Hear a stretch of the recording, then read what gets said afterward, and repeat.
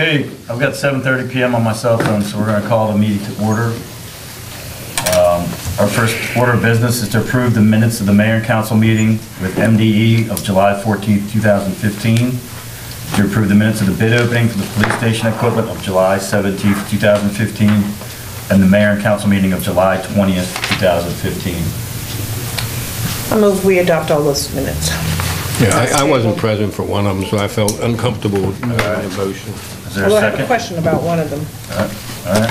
Correction, actually. Jen, the minutes of the Mayor and Council meeting from July 20th, I wish the pages were numbered. They are. You got your wish that quick? She helped me with that. On page 6, it says that I said that I would like to work with members of the, actually it should be the Center for the American Experience Civic Arts Center, to focus on the history of the marina area in the Interpretive Center. I think what I said was I'd like to see the town work. I am by no means a historical expert. Okay. And otherwise, you made a motion to approve. I do. All right, is there a second? Second. All those in favor? Aye. Any opposed? The record show that we unanimously approve the minutes. Our second order of business is payment of the bills. I'll move the bills be paid as permitted. Is there a Submitted. second? Second. All those in favor? Aye. Any opposed? Let the record show we unanimously agreed to pay the bills. Our third order of business is Mark Williams with Earth Data, making a presentation about a possible stormwater tracking grant proposal. Is this a good spot? Yes, it is. So, thank you. Mark Williams, I'm the president of Earth Data in Central Maryland, and I'm here tonight with Stu Bruce, right here from Washington College GIS department.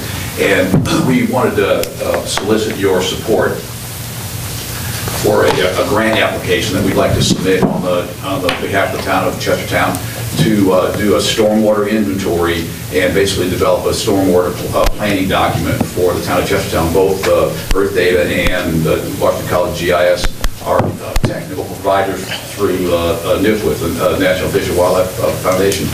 And they've got, this year they've got 3 cycles of grant applications. The first one was for agriculture conservation. There was a cycle in the middle for outreach, and the one that's coming up, applications are due the 17th of September for stormwater infrastructure.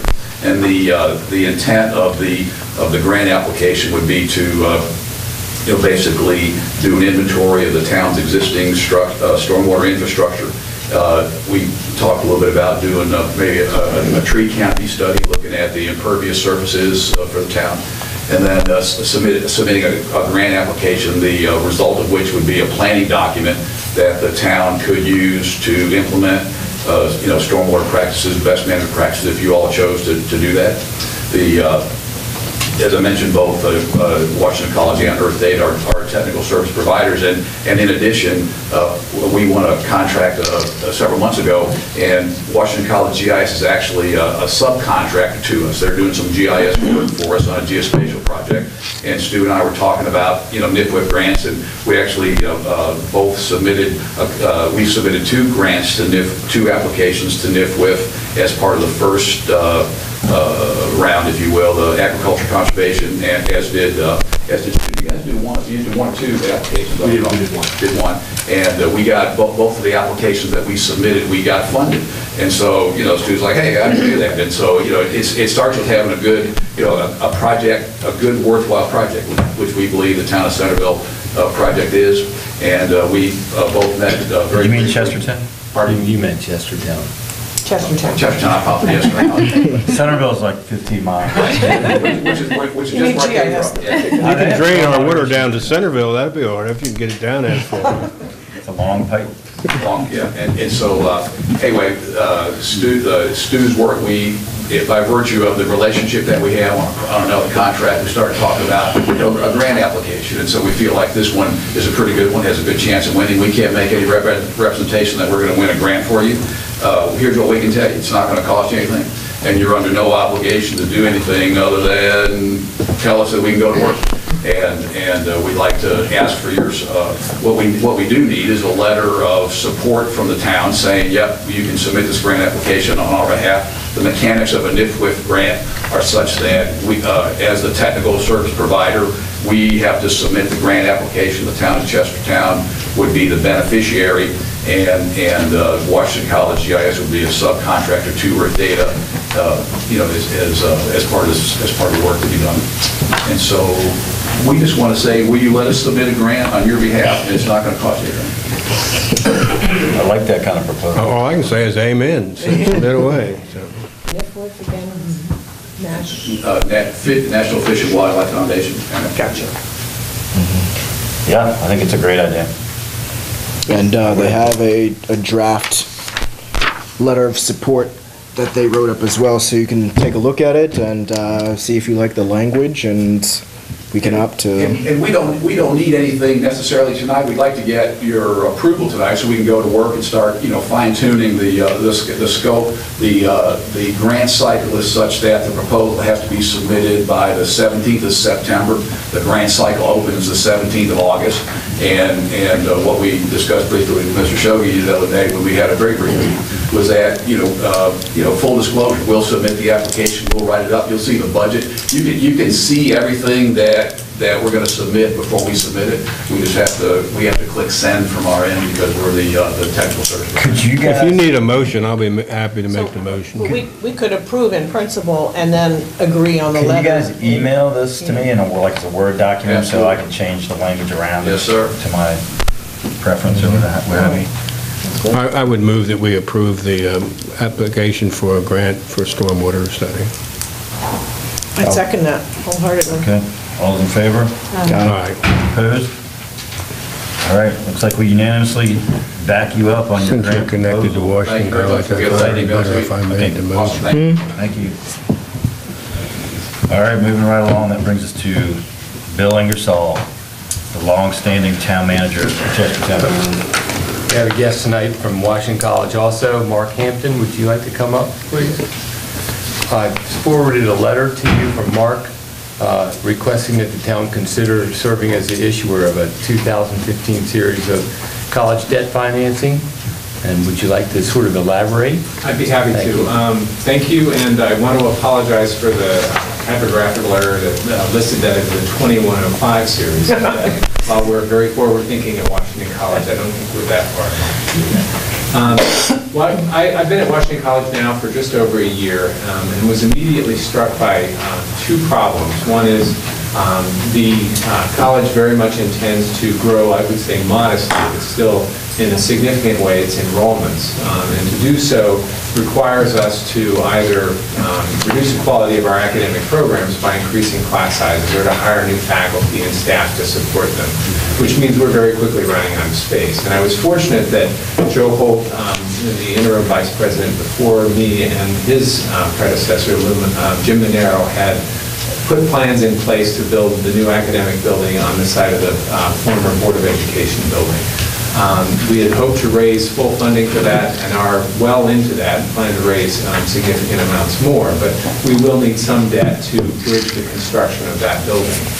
At the same time, we also are facing a housing shortage. If we're to grow as we expect, at least a couple hundred students over the next several years, we're going to need to have residence hall space for those students. We also have a problem that I wasn't aware of until I'd spent some time at Washington College, and that is that a lot of the residence halls that we do have are severely in need of renovation. And there's only one way to renovate a residence hall that is as far behind its maintenance schedule as some of ours, and that's to take it offline and for as much as a year, which means we have even more need for residence hall space. And so after much consultation with our Board of Visitors and Governors, it was decided in February that we would move forward with the construction of a residence hall that was planned back in the late 2000s. And our last series of debt, for construction at least, was financed two of those, but the third was pulled at the last moment because my predecessor again didn't feel that our enrollment required it. We do need it now, and so we're faced with a package of improvements, planned construction, and now new construction of a residence hall of about $20 million. And the board has given me permission to move forward with the issuance of debt of up to $20 million. That is well within our debt capacity. Both our current bondholder, PNC, and RBC Capital Markets have agreed to work with us. PNC has agreed to allow us to go forward in that it does not violate our current bond covenants. And RBC Capital Markets is representing us in this issuance of this bond. And what we ask from you is that the town serve as issuer, as it has in prior series of college debt. This allows us to get lower cost financing because of the tax exempt status of the town. And I think really helps us continue a relationship with the town that I feel has been mutually beneficial and that I hope will be continue to be mutually beneficial. I would point out, perhaps just because I signed the requisition for it, that the new construction of the new residence hall actually results in a payment of nearly $250,000 to the town for water and sewer service to the new residence hall. So again, I think these are projects that both serve the college and serve the town. I would add that the construction of the new academic building essentially takes a vacant building that was beginning to be a bit of blight on the town of Chestertown and allows us to develop it into a space that not only serves the college's needs, but also provides, as it has in the past, space for the community and the park that will be preserved along Philosopher's Terrace. So I present these needs and this request to you, feeling that while this is a great service to the college on the part of the town, we feel that it also adds to the town itself just by the benefit of these projects. You, before you close the dorm down, you're going to have some place to put them on college. Yes, yeah. You're not going to close dorms down before you, okay. No. I mean, we have off-campus kids, and we have enough of them. Yeah. We don't need more. I'm keenly aware of that. And as I was just getting to understand the dynamics, I came from Charlottesville, Virginia, where there's plenty of off-campus housing. In fact, private landlords are more than eager to take. The argument goes the other way. They don't want the university building dorms because it takes away from, the demand for off-campus housing. Here, I realize that if Washington College is going to grow, we need to have partnerships with private developers. We need to build our own. We're hoping to pursue our planned enrollment growth with a combination of strategies. But needing to take a residence hall down as early as next summer will require us to have one there to accommodate that swing of demand. And we will have, with the construction of Corsica Hall, we will have that space in place. Good. What's the time frame for the construction of Corsica Hall? Both projects, the new academic building and Corsica Hall, will be completed in July of 2016, so just a year from now. If you've gone by the new academic building construction site, you'll see that we're out of the ground now and steel will be going up. A little bit slower on the Corsica Hall side, simply because that project was initiated later. We've been many years in the planning for the new academic building. Fortunately, the plans for that project were already drawn and just needed to be brought up to date for code changes. And I would thank Bill Ingersoll for his expediting, the approvals and other processes that need to be go for that construction. We are laying foundations and beginning construction of that, and it's about an 11-month project timeline. Now, that's going to be, with using water running out in that field and coming back, do you drill wells for that, or do you? Those wells have already been drilled. I thought I saw some well drilling equipment there, but they didn't stay very long. I'm talking about the building on the drilling. Philosopher's Terrace, yes. We have put geothermal wells in for that to help with the, energy profile of that. So that pretty much stay a vacant field no matter what? Yes, that is our commitment. I don't know if you're the right person to ask for this, but is there like a magic number that the college envisions getting to? Like, I mean, I know I keep hearing that you guys need to grow and you need to grow, but there's also, there's stress that puts on our infrastructure as well. And as the college grows and properties come off the tax roll, it shrinks our budget while our infrastructure needs are being taxed more. And it really, honestly, it puts us in a bind. So is there a number of students that you see as like sort of the end goal for the college? Obviously enrollment projections are kind of a bit of a Yes, Let's just say there's a understood. science to it. Yes, it's an inexact science. It's very inexact, exactly. The board has spoken of enrollment targets as high as 1,750 students. And where are you right now? We're just a little bit more than 1,400. We had a few years back, we had a smaller than expected class. And as that class rolls through, it's more or less displacing larger classes. So I think our enrollment kind of bottomed out last year, the year before, and it's starting to pick up. But realistically, I think 1,650 is probably all I believe is possible at this point in time. And I think unless we're going to be planning on significant growth, as you say, building out the waterfront, adding other buildings, probably demolishing existing structures to build new academic buildings, and that's going to require a great deal of donor support, far in excess of anything we've raised historically. We're really going to have a difficult time going above that. The board really is the governance process that determines those targets, so I don't want to put that out as an official number. But I think we all realize that modest growth is appropriate. We're certainly not talking about 2,500 students or anything like that. And I think it would be difficult in this market, and given the kind of institution that we are. And also, I would add our desire to not only grow in terms of the numbers of students, but also to improve in terms of academic preparation and the academic quality of students, as well as the diversity of students. To try to do all of those and grow, 1,800, 1,900 students would be almost impossible. So the process is, if you agree to this, then the college also pays for the bond counsel of the town to review all the bond documents. And all you would do is authorize the mayor to sign all documents concerned after that review is conducted. This is another one of those things where it doesn't cost us anything, and if they default, they just take their buildings, not ours, right? There's no financial liability to the town.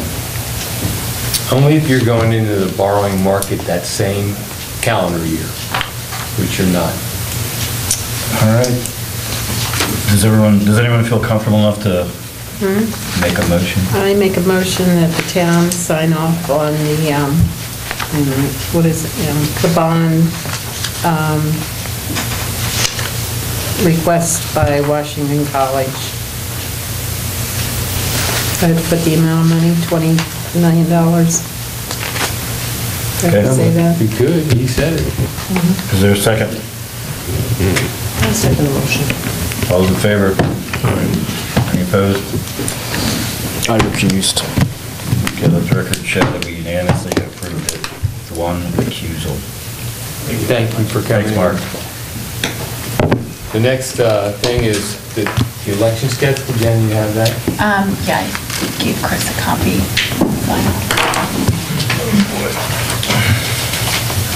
Has the council had it yet? No, there's copies for them as well.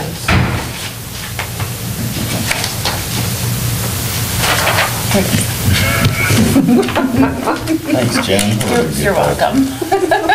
What would I do? Better question. There's a couple for the press too. This is big.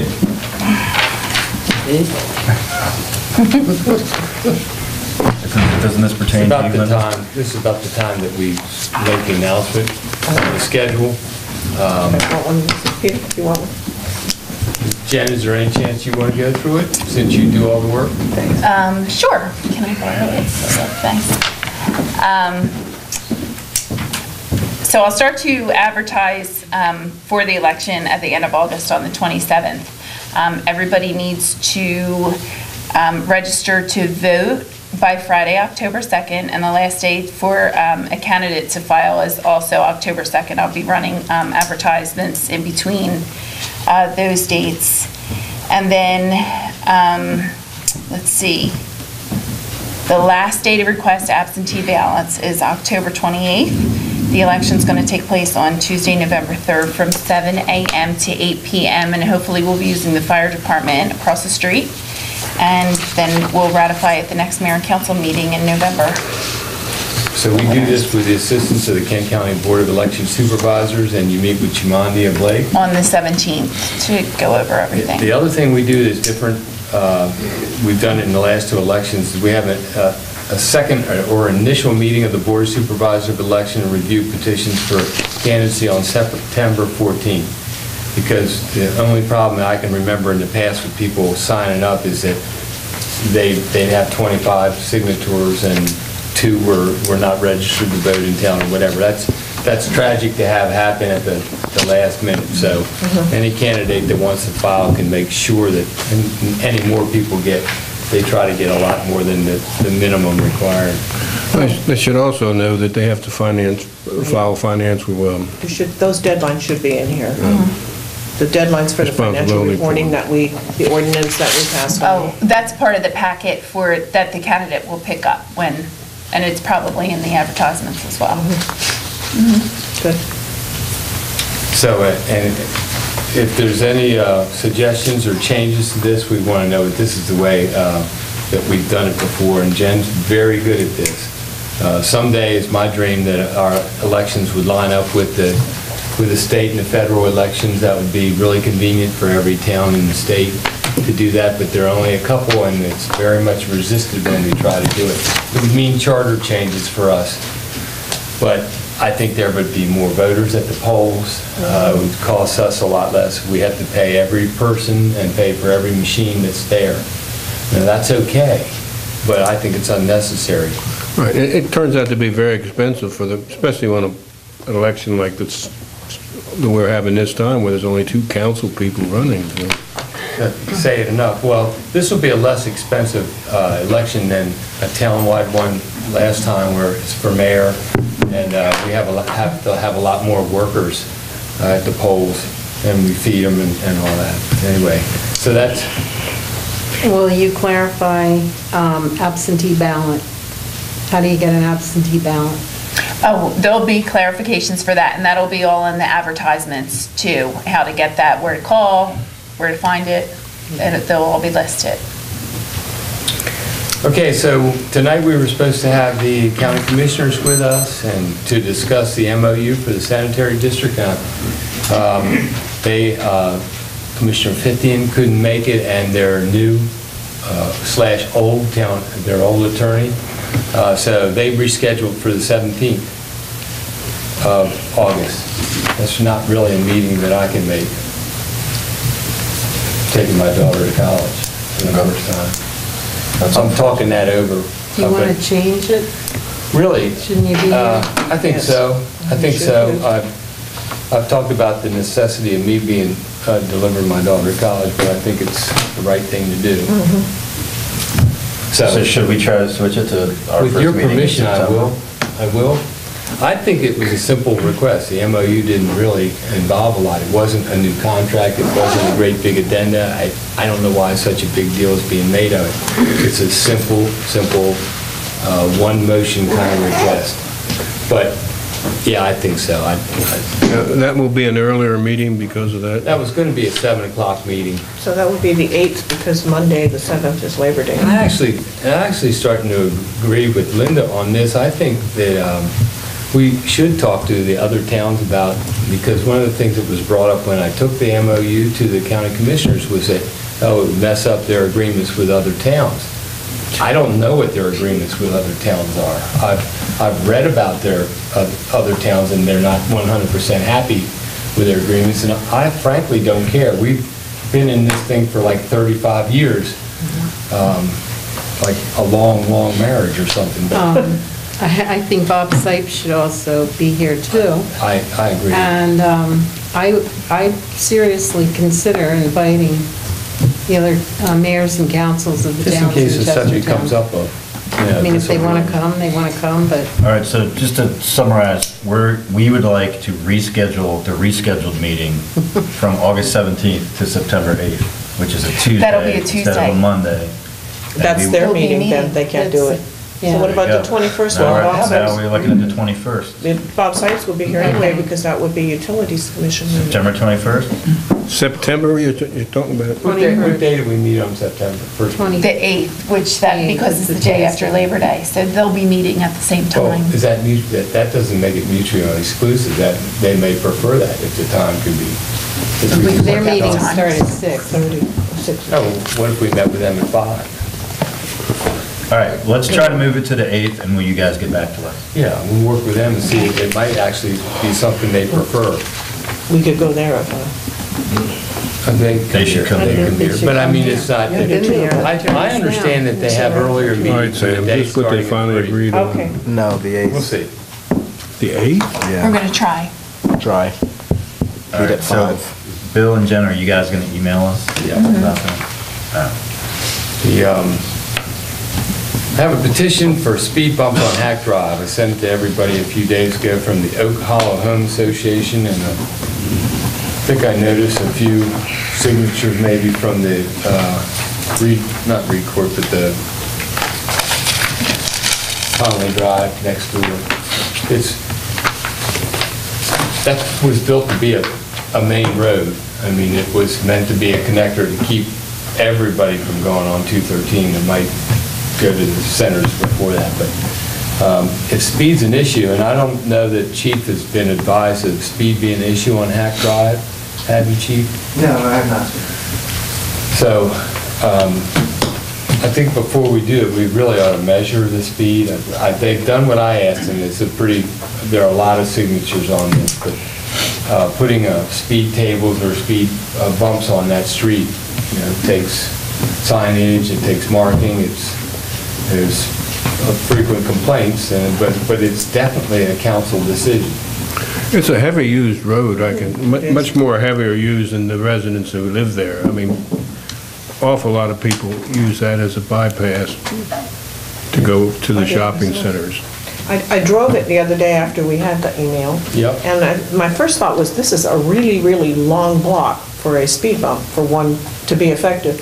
But when you actually get down to it, the very first part is the nursing home on one side, I think it's a vacant lot on the other, and actually the residential part is a relatively church on short one area, and probably one speed bump or speed table would be sufficient. Chief?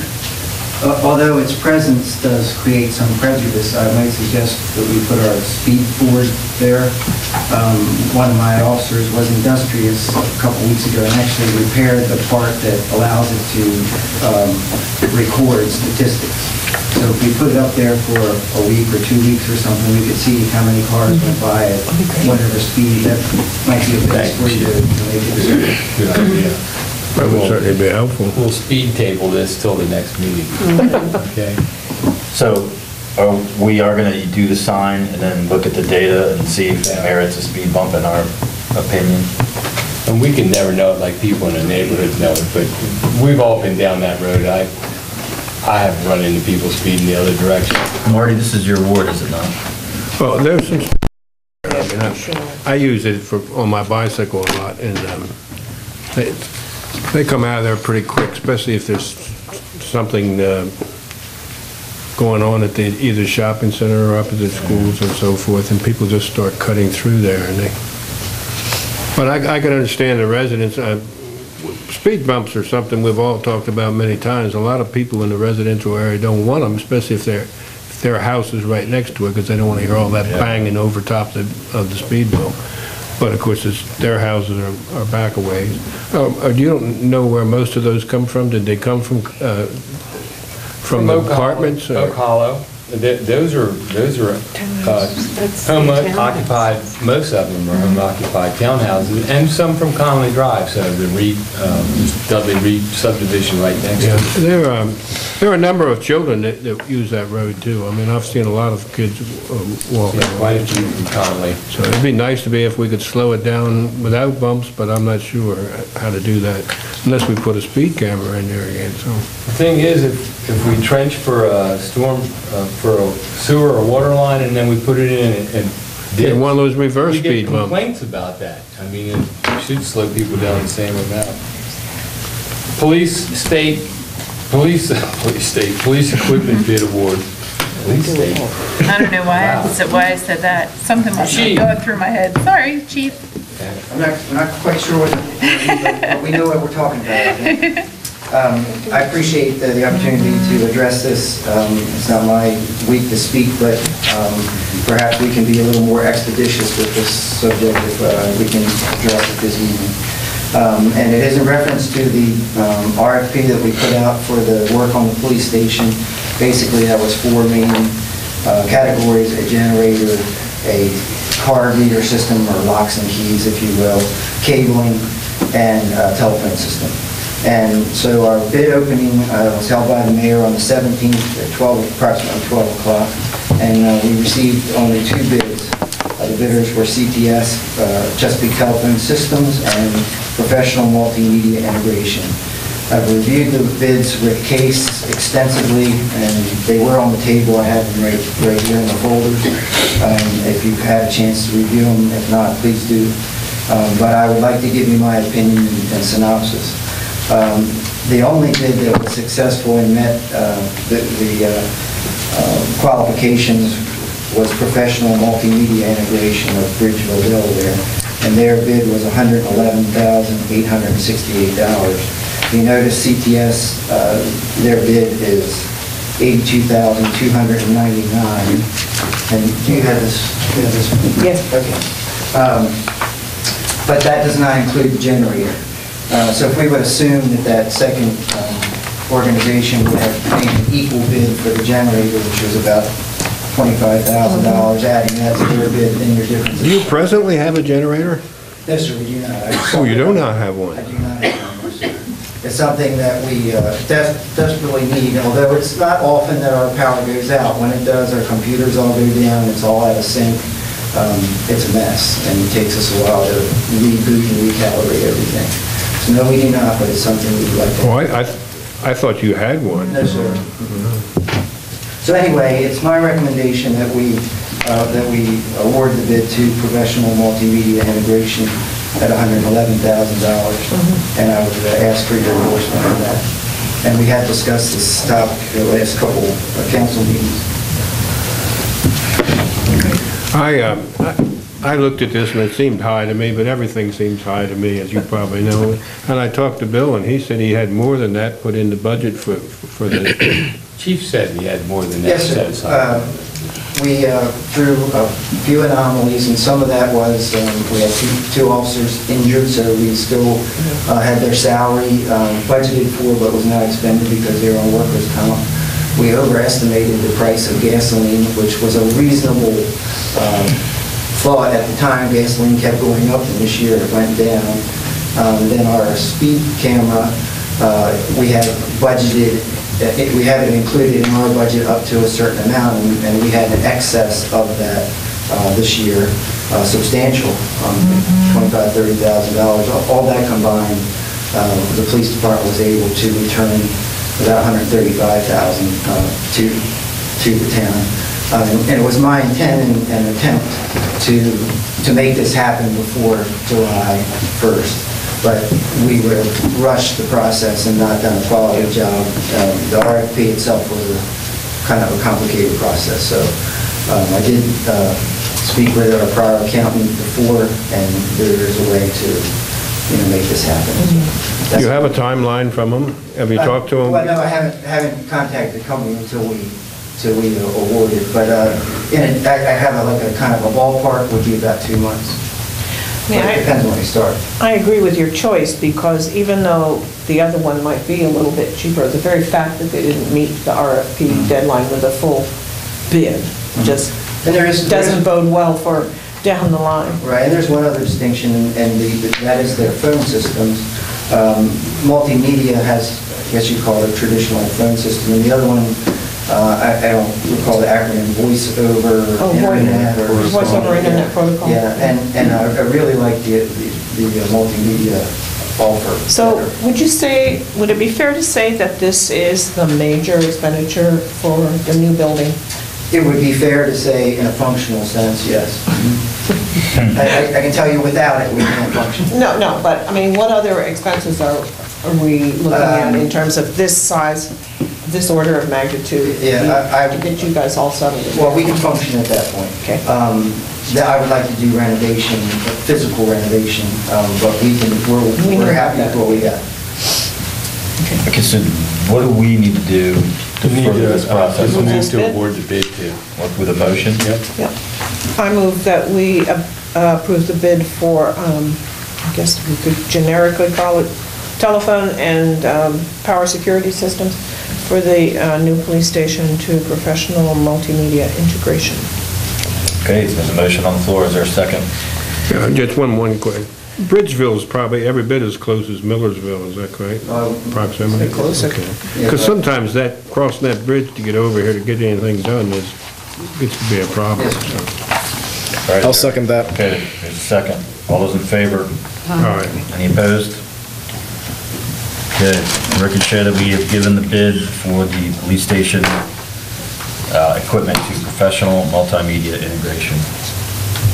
Thanks, sir. And if I might, not to monopolize, but just one sort of public service announcement. I'm not doing what's really thunder, but I just, again, would like to beat the drum and remind the citizens to lock your windows and doors, and a screen is not a barrier to a burglar.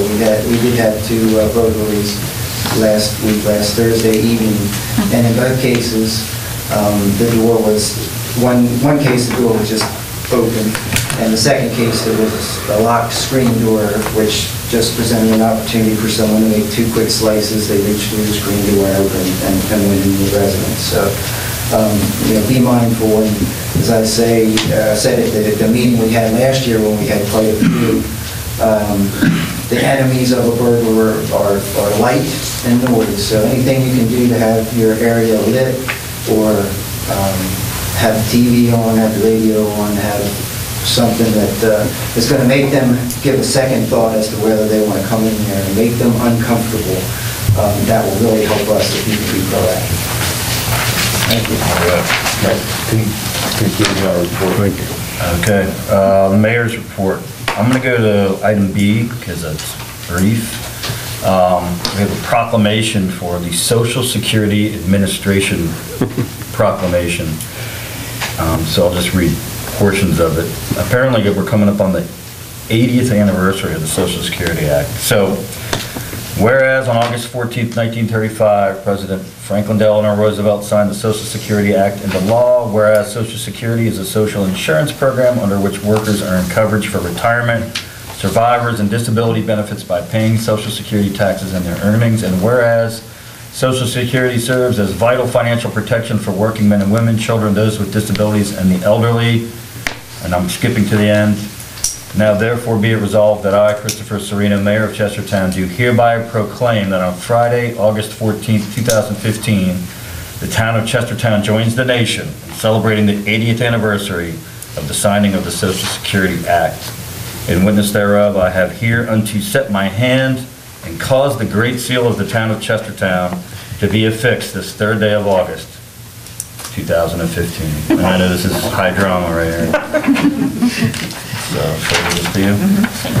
Okay, the other item is, I had an email from an individual who attempted unsuccessfully to be part of the farmer's market, and she was kind of, I know there's a lot more to the story maybe than I was told, but I just kind of wanted to help others that might be interested in coming to the farmer's market to get, take this opportunity to bring some clarification as to what products are supposed to be at the farmer's portion of the farmer's market, maybe what products go to the, are supposed to be in the artisan's market, and what the process is for getting into the farmer's market. And Linda, I know that you are, this is kind of like your area. Well, So let's start with the farmer's market. Okay, So with- what type of products?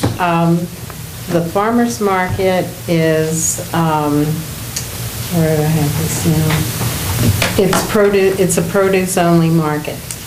Vegetables, herbs, trees, flowers, plants, and we do have meat. I scratched through seafood here. We haven't had seafood in the market, and in my opinion, it's too risky.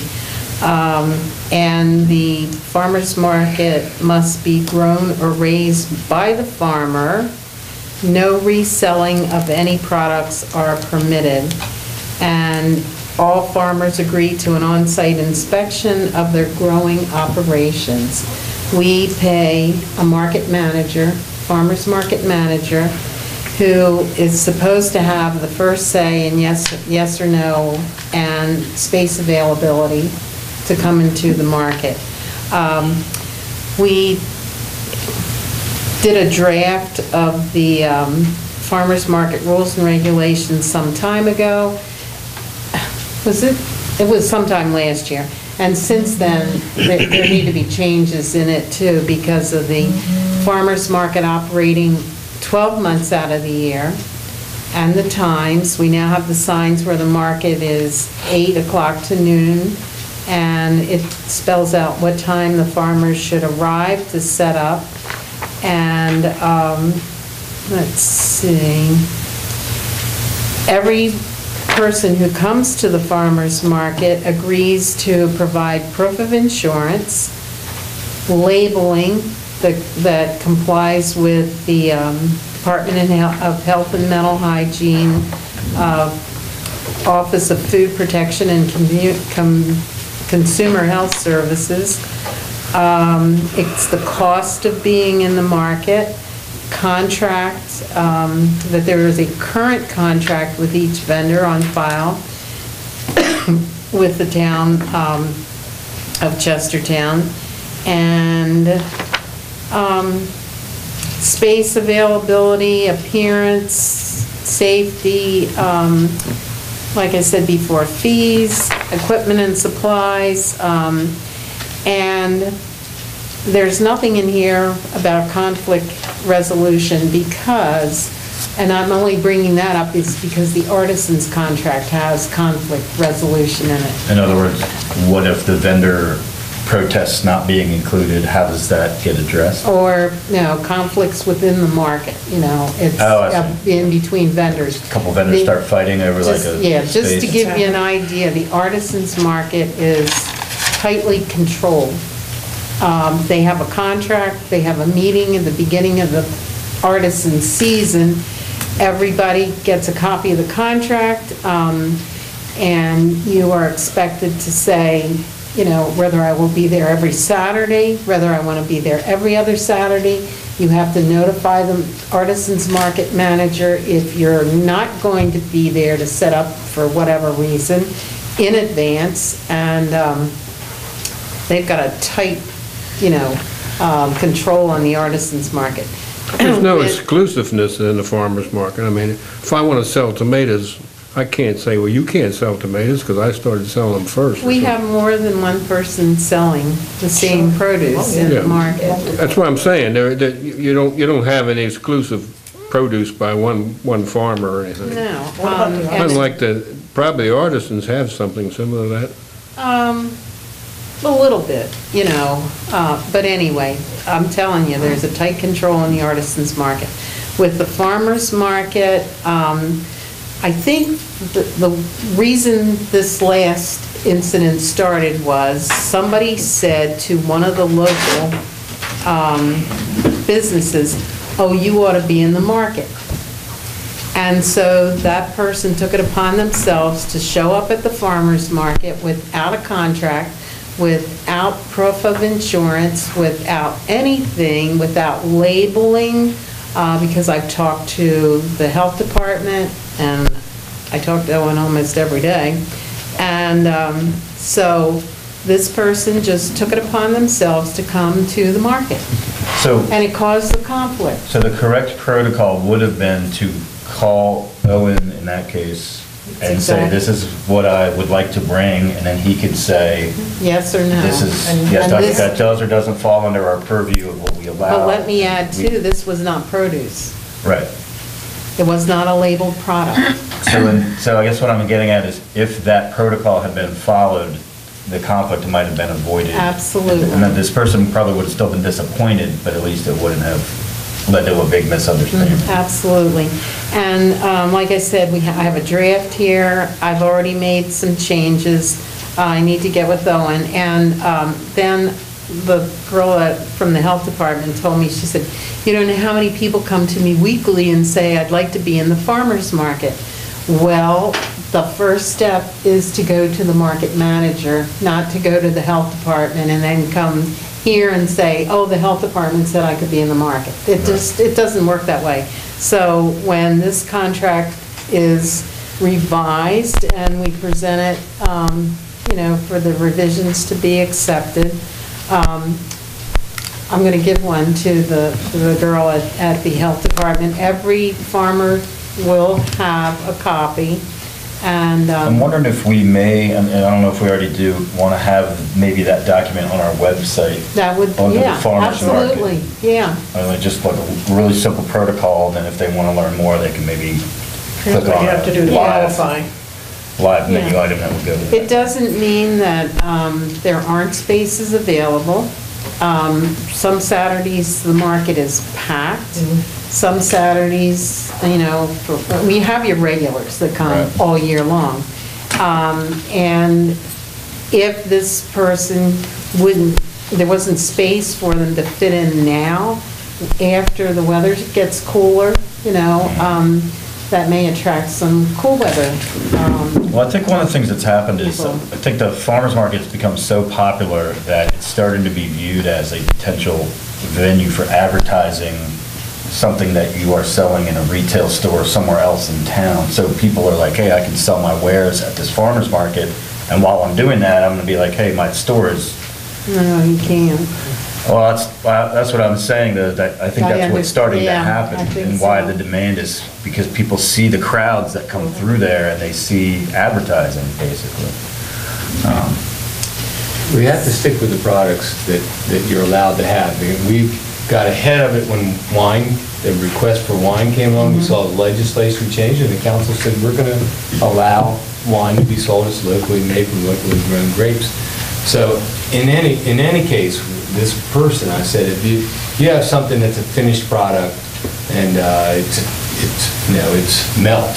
I mean, so the only way you could really go in there is if the mayor and council add something to this list that the farmer's market manager is allowed to approve. I mean, otherwise he should say there's is or isn't space available, and that is or isn't something that you sell in my market. How are we doing on space? I mean, if it's become so popular, can we even accommodate anybody else, or there's still enough space Yeah, there? well, like I said, we have some people that have other commitments, and they're not there every Saturday. Well, and here's another thing, with the garden club, they don't want people on the grass. So, there are still people setting up on the grass. The grass seems to be doing fine. Both sidewalks on High Street side and Park Row side have been widened. When Bill comes back in, I don't know whether they're going to widen Cross Street side and by the Nearly New or not.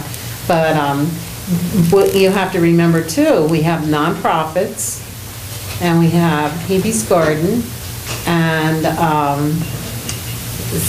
the stage has been up there for the music in the park. So that takes up a section. Are the other two sidewalks going to be widened? One of them. I think the goal this year is cross. Cross Street. It's going to be widened. Yeah. But, Something to do in-house. I guess I don't want to beat this to death, but to No. summarize, if somebody wants to come to the farmer's market, the correct protocol is to go to the market manager first, Yep. make sure the product is acceptable for what is allowed, and take it from there. so in McCoy Okay. is the farmer's market, and Wanda Gorman is the artisans market. Are there contacts on our website under the market tab? Yeah, I can't I think so. remember. And And there's a link to the farmer's market website. And then Linda, in the meantime, can you continue to work on making I will. that current, and then It's- just let us know? and It's a busy check it time out. of the year for everybody, and, but we will get to it. Okay, that concludes my report. Let's go to board reports. I'm going to start with you, Ms. Gross. Right, I want to reiterate the chief's concern about the burglaries. They were in the first ward. There was one break-in with no actual robbery because the resident did have a radio playing softly in the house.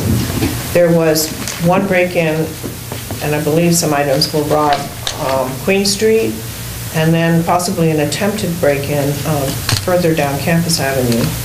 So I do want residents to be aware that this is a recurring problem and take the precautions that the chief described. The other thing I want to, Chris, this one's for you, and the others can share these pictures. This is something that's been on my mind for several months now, and I've been meaning to take some action, but I was prompted by a letter from a resident about the handicap parking spots on, these particular photos refer to the two outside Stam's drugstore on High Street. They could not be more inappropriate. The one a little bit further up has a telephone pole right by where the passengers side. If you have somebody who's in a chair or a walker, it's virtually impossible to get them out of the car. The one a little further south on the other side of the crosswalk has a planter there and a tree, as you can see, and the same problem arises. And I would really like to appeal to have those two handicap spaces moved one space apart, more apart, to the next space on the road, because both of those positions have clear sidewalks. That's your ward. It's not Linda's Maybe- ward. I'm the person with Well, the no, handicapped no, I'm just spouse, and teasing. I've struggled with this I would like, myself. since I've been there before with a council person, I'd like to go down there and just Take a go look. over with you or whoever Happy wants to. to be And there. Rick, and Stan. If it's mostly to Stam's, one of them. Well, I have a couple more One of them points. might be vestigial. One of them might not be used anymore. Oh, no, they're in use all the time, believe me. But if they are to go to the pharmacy, they should be near the pharmacy. Well, they are. One is near the old shoe store. They're adjacent to each Okay. other, only separated by the crosswalk Okay. across from Stan Hall. Anyway, it's best if we just go there. But we should go, and, because I've struggled with this personally as well. The other point, and I could come back with this in more detail, I'd like to just do a survey around town. As far as I can see, there's not a single handicapped parking spot in the business block of Cross Street, and I don't believe there's one in the block between Cross Street and Spring Avenue on High Street either. So I think There's one behind it nearly now. but that's not helpful to a handicapped person if you're going to the Finishing Touch or any of the businesses And there's on one High in Street. front of the nearly now. Yeah, there's one by the. I'd like to see some more right near the shops. I mean, maybe one in each block, it wouldn't be too much to ask. Do you want to take on the role of walking this, Bill, maybe Linda? Yeah, I was actually going to ask someone I've become friendly with who's actually in a wheelchair, who's very Yeah, yeah, active, yeah. to go around town with me and take a look at them. No, not Carol. Although she would be good too. So that's the other thing that I wanted to bring up tonight. All right, Linda. Okay, I have a copy of the Saturday, July 25th Maryland Gazette. And Chestertown, this is Annapolis paper. Chestertown is in here. It's an article by Elizabeth Marcusson. We take the road more traveled but less dangerous. And they came over to the shore and they visited Haverty Grace, Northeast, Chesapeake City, and Chestertown. And then they stopped by Hagelin Glass, and there's a picture of Patty in the newspaper.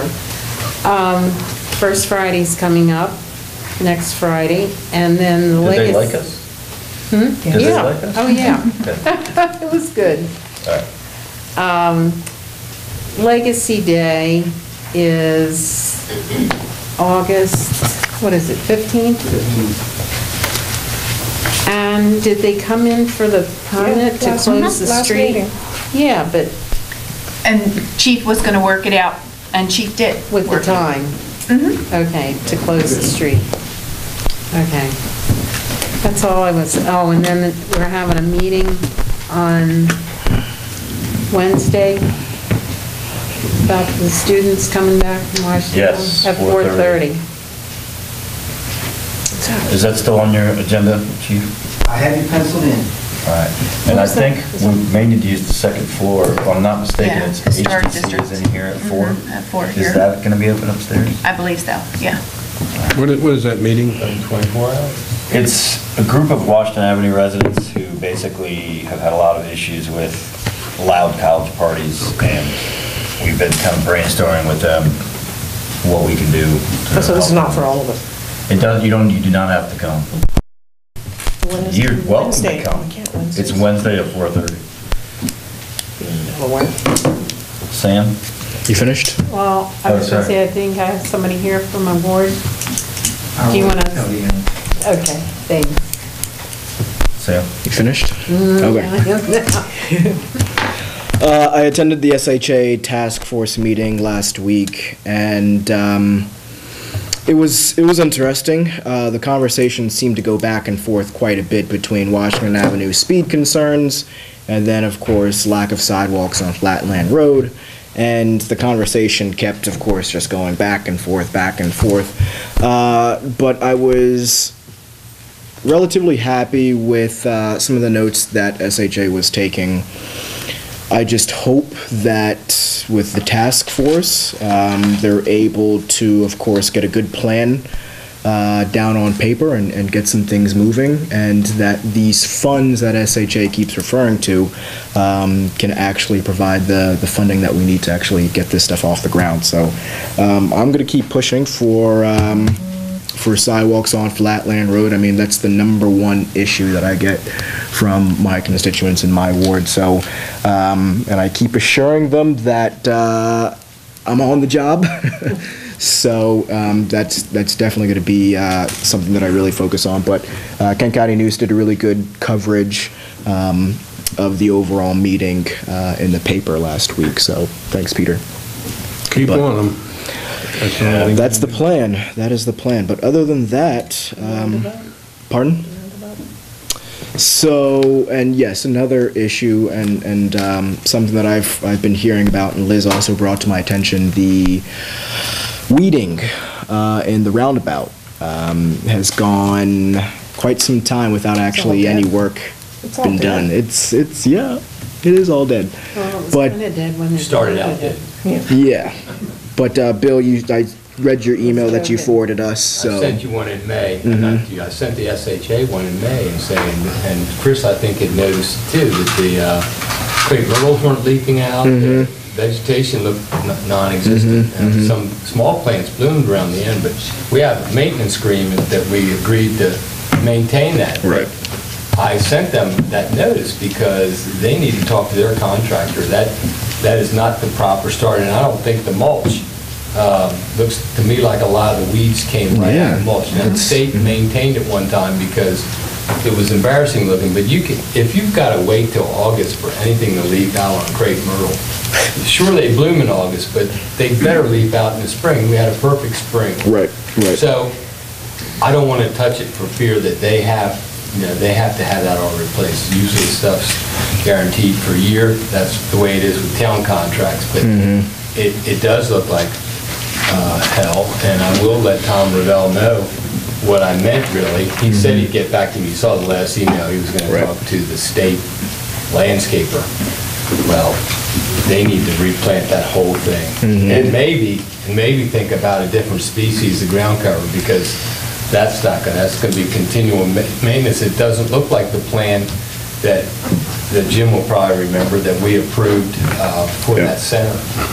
That's why I said you got to keep on them. I mean, clearly the common denominator here is SHA. So, yeah, it's just a matter of staying on top of them and actually getting the results that we paid for. So, but other than that, all is well. In Ward 3, Marty? Me? Well, it's good to be back. You know, the regular watchers and the regular meter people here. I missed last meeting because I was out in Colorado and on vacation, and I just want to speak just a minute or two about that, in that I went out early because my son-in-law, who is a clinical director for a school, and he's now, well, as of yesterday, he's the director because the director resigned, but to watch him row in a dragging boat race in a lake. Dragon boats are 20 paddlers minimum. You can have more, but you have to have 20. and there's sponsored boats that come in, and the crowd was unbelievable. Now, they started out with 15 teams 15 years ago, and they have 50 teams now. Now, I don't anticipate anything like that, but when I saw them, they have heats going up and down, and I saw all the people there watching, and I thought, well, geez, and when we get our economic development / event coordinator, wouldn't it be great if we could get those dragon boats? I mean, I could see different clubs or different organizations, and when you just think about it, if there's 20 people in the boat, there's probably at least 40 watching those people in the boat. Are these actual boats or like Yes. homemade rafts? No, they're... No, they're actual, they're commercial. They come in here with them, and Okay. there's 20 people in the boat, and one guy hits a tom-tom, bum, bum, bum, bum, and they only race about 200 yards, which would be about equal from High Street down.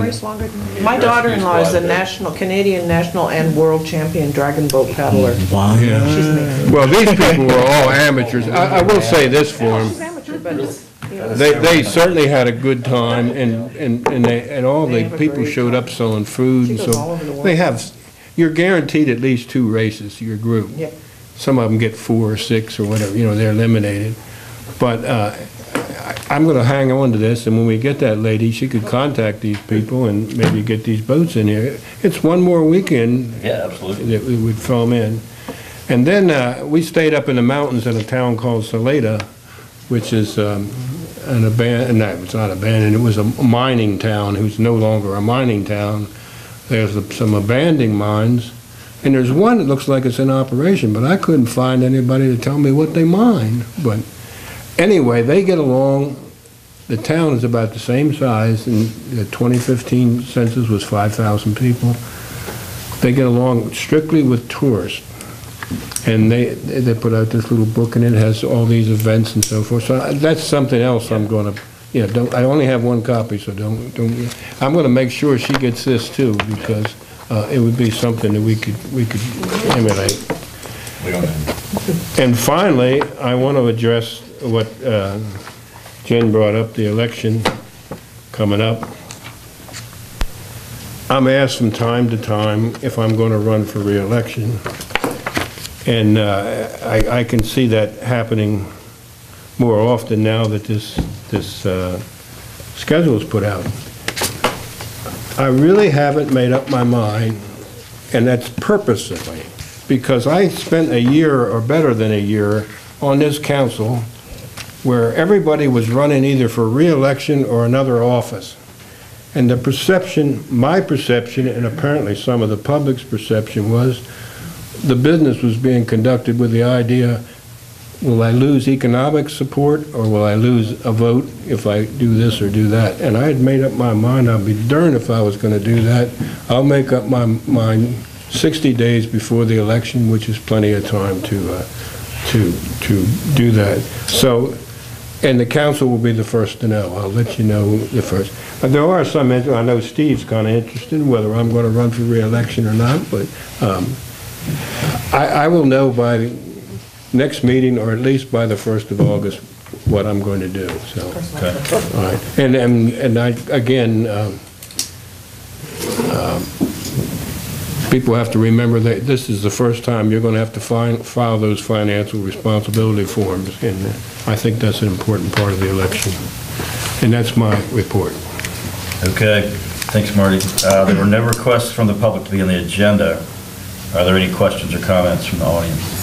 Yeah, my name's John Wright. I'd like to address the temporary freezer out in the back of JR's, the tractor trailer freezer that's been running now for over 3 weeks. And I've corresponded with Bill a little bit. I sent Ms. Kuiper an email, and I haven't heard anything back. So I'd like to know, has there been any progress? You can look at this, I just. I'll relate what I've done. As I said, the very next day, I went and spoke to JR, and But they work very, very hard, and they're shy. owners of the building, Yeah. and I told him Nice. that I hope to get to that point. the truck could be moved out there at night Never saw so to many fly fishermen a in my couple of town life. locations that would be away from the public. I offered that to my college friend who's in the Never saw refrigeration business. anybody catch anything. Also called Mr. Hickman, who owns a clam business, and who gave me a lot of good suggestions about electrical coolers, and I gave all that back to JR. I talked to Chief, who's sitting right behind you, and asked him to sort of analyze the noise, and if the noise or heard any more complaints, that he would take action. And I think he's been there 3 times, but I don't think he heard the truck start up and cycle like it has to. Doesn't it start up on its own? About every 15 minutes. And cycle, so he may not have been there when the... Yeah, I actually got out of the car and listened, but, you know, I can stay there an hour. I didn't hear it when I was there. But those are the efforts. I think that the best solution is for him to either have an electric refrigerator that's like that. I even told him about the beer industry having trucks that plug in, that are almost the right size. The other problem seems like a larger problem, and it seems like a personal problem between the bank and the restaurateur, and I'm sorry, I can't scratch that itch at all, but I think after a while, it boils down to this. There's got to be some other kind of truck that doesn't make that kind of noise, that has an electrical supply, and that's what I think they should be made to do. Okay, thanks for your How do we efforts. do Yeah, that? I've spoken to the bank, and I've spoken to JR also, and they're at loggerheads. But I don't think that's right for them to keep it at that forever. I mean, if nothing's being done inside to replace the refrigeration unit went down inside, and the tenant thinks the owner should fix it, and the owner, I don't know what the owner thinks, I didn't ask them. Takes no responsibility. Takes no responsibility, so I apologize for it not being fixed now, but I think there are solutions that don't involve rebuilding the refrigerator inside right now, that are just quieter versions, and ones not so large in the parking lot. And Maybe move this along, would the town be willing to say that the existing situation is unacceptable, that it's maybe a legal noise, or now it's become an industrial zone rather than a commercial zone? That's why I wanted Chief to hear it, because I think it's a noise issue more than anything else. Everybody that owns property there gave up property for that community parking lot, and those complexes gave up a fair amount of land. I feel bad about saying, hey, you've got an emergency, get your truck out of there. But I do think that the problem is the noise, and it's obnoxious to you, and I think we should measure that level of obnoxious and say, hey, someone's got to take action, whoever it is, this truck's going to go. It's a business issue. I mean, I don't think JR can stay in business without some form of refrigeration truck. So it's a council issue, or it's a police matter with the noise level being higher than it's supposed to be. So do I call up the police then and file a formal I think that complaint? Chief's right behind us. He knows what we're...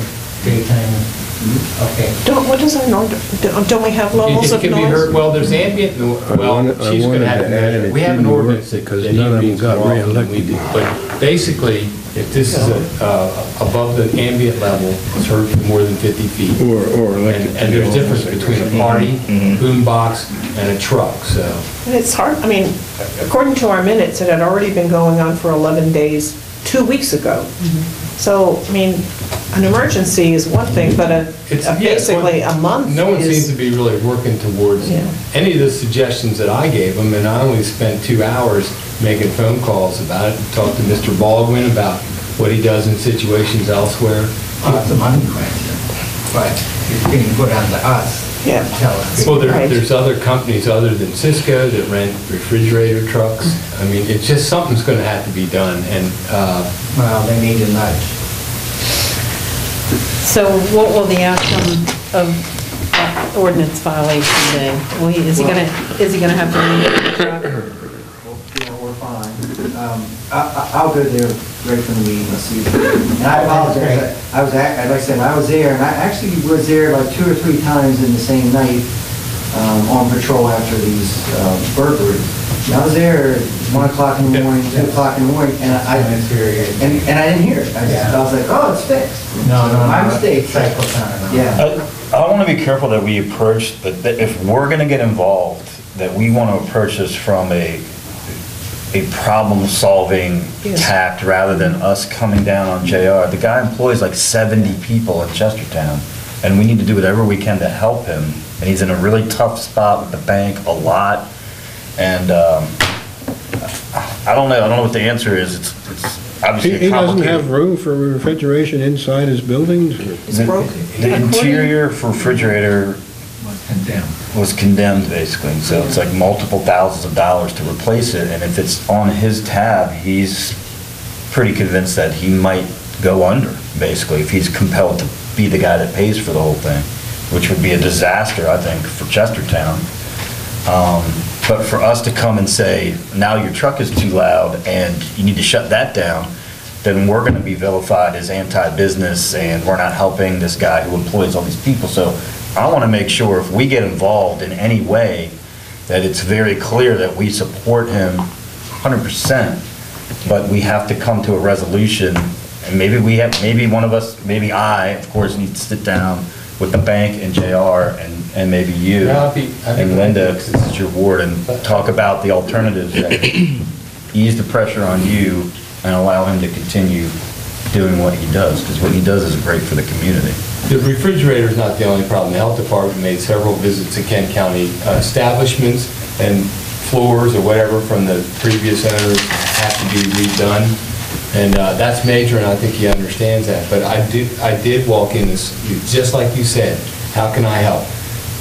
He can't drive a tractor trailer himself, so he didn't want to take it off to the town yard or to, I suggested Gateway Park temporarily, since no one really lives there, and no one would, it's been a It's truck. a security issue. Oh, it's fairly secure. I didn't want to throw hurdles out for myself, and then I looked into what kind of truck would be quieter or that he could drive to another location. See, at night, he doesn't need it after he closes, but it stays in the lot and wakes John up or keeps him up. So there's a solution to this. Well, it's not just myself, there's I know, but you're the one, you I'm showed the one up. that- You showed up, you showed up. Does it bother your nap, John? You're not committed to taking naps, okay. So what are we going to do? I'm willing to go there again with you, Mayor. I think it would be nice if a representative of the town, would we sit down and talk to them to move them forward? I mean, this is going on 4 weeks. All right, well, a problem that I have is I'm going on vacation on Friday, and my itinerary is packed with meetings because I wasn't planning on that. I'll do that. I'll do it again. I think it's clear that it can't just go on forever. Something has to be done, whether it's having a smaller truck that can be moved at night or having an electrified. In front of somebody else's house. John, thanks. Thank you very much. I get with the problem. You want to do it Wednesday? 'Cause Yeah, and I know that your schedule's booked out. I would like to just do it tomorrow. It's going to be kind of the same. How big a messages. truck is this we're talking? I don't think, 50 foot. it's a great big truck. All they need is a space from here to there, square. Yeah. It's really an 8x10 reefer that's down. They need a refrigerator, not a freezer. And they need it to be, electrified would be better than motorized. And if it is motorized, it doesn't need to be there at night after the All day's right, up. can you help with this, Linda, or are you, if you guys could visit JR tomorrow, and I'd be happy. again, like, let's try to approach it from like a conciliatory position where it's clear that we're There trying to must be help. some kind of a temporary outside refrigerator you can get. I don't think that either party is motivated to do that because they think it's the other's responsibility, but we will do this. And I get a free lunch out of it every time I go, so I don't, if we go to breakfast and then I get Free lunch. lunch. No, I didn't. All right, other questions? Thank you. Okay, is there a motion to adjourn? So moved. Second. That was quick. All right, all those in favor? Any opposed? Unanimously adjourned. Okay. Need a ride, Peter?